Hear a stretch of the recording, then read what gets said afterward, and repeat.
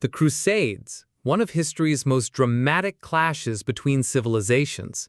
For 2 centuries, Christian knights and Muslim warriors fought for control of the Holy Land. These wars weren't just about religion, they were about power, wealth, and survival.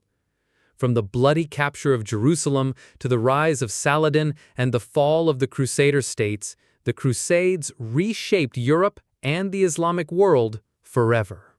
Part 1. Roots of the Crusades. Why it all began.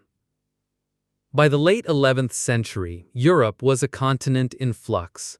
Feudal lords and knights were restless, and the Catholic Church held immense power. Pilgrims longed to visit Jerusalem, the holy city where Christ had lived and died. But Jerusalem was under Muslim control. The Seljuk Turks, recent converts to Islam, had defeated the Byzantines at the Battle of Manzikert in 1071, seizing much of Anatolia.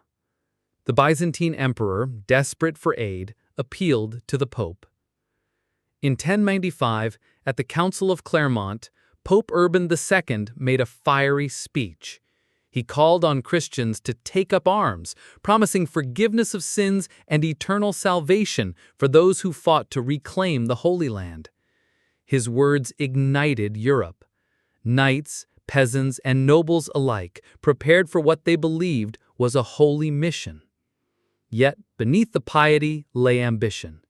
Knights hoped for land, merchants for trade opportunities, and rulers for prestige. Part 2. The First Crusade. Blood and Glory.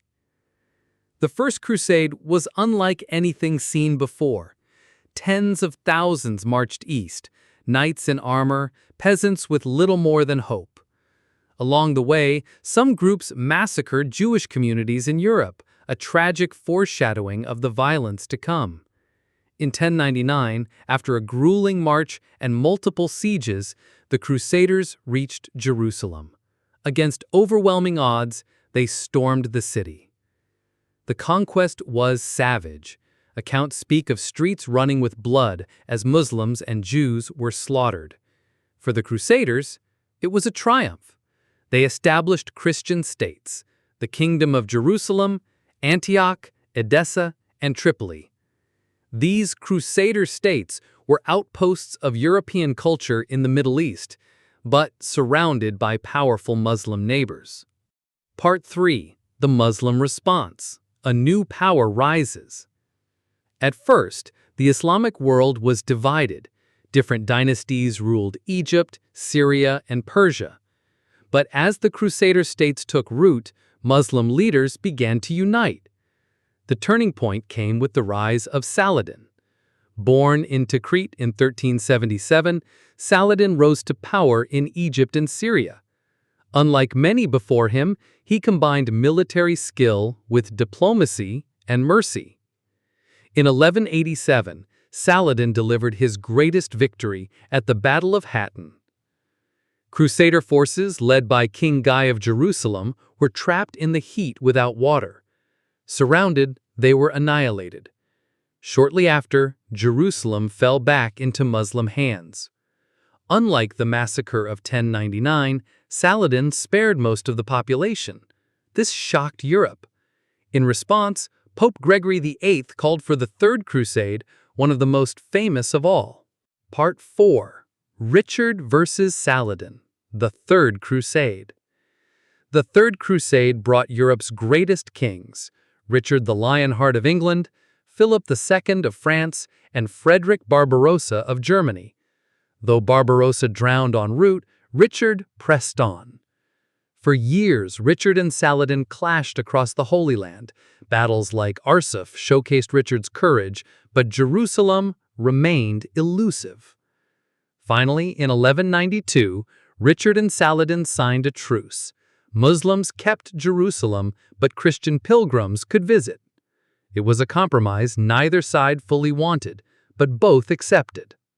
Part 5. The Later Crusades. Failure and Collapse. After Richard's departure, the crusading spirit weakened.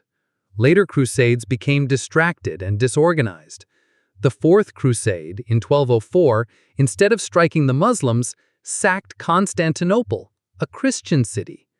This betrayal crippled the Byzantine Empire and deepened divisions between Eastern and Western Christianity. Other crusades followed, targeting Egypt, North Africa, and even Christian heretics in Europe. But the momentum was gone. By 1291, the last Crusader stronghold, Acre, fell to Muslim forces. The dream of a Christian Holy Land was over. Part 6. Legacy of the Crusades. The Crusades left scars and legacies on both sides. For Europe, they opened trade routes, brought knowledge of medicine, mathematics, and science from the Islamic world, and gave rise to powerful monarchies. But they also fueled intolerance and anti-Semitism. For the Islamic world, the Crusades forged unity under leaders like Saladin and reinforced suspicion of the West. Even centuries later, the memory of the Crusades is alive. In the West, they're remembered as holy wars. In the Middle East, as foreign invasions. Their legacy is a reminder of how faith, politics, and ambition can shape history, for better and for worse. Conclusion. The Crusades were more than battles for Jerusalem. They were wars that defined an era and reshaped two civilizations. So, what do you think? Were the Crusades a holy mission, or were they simply wars of power and conquest?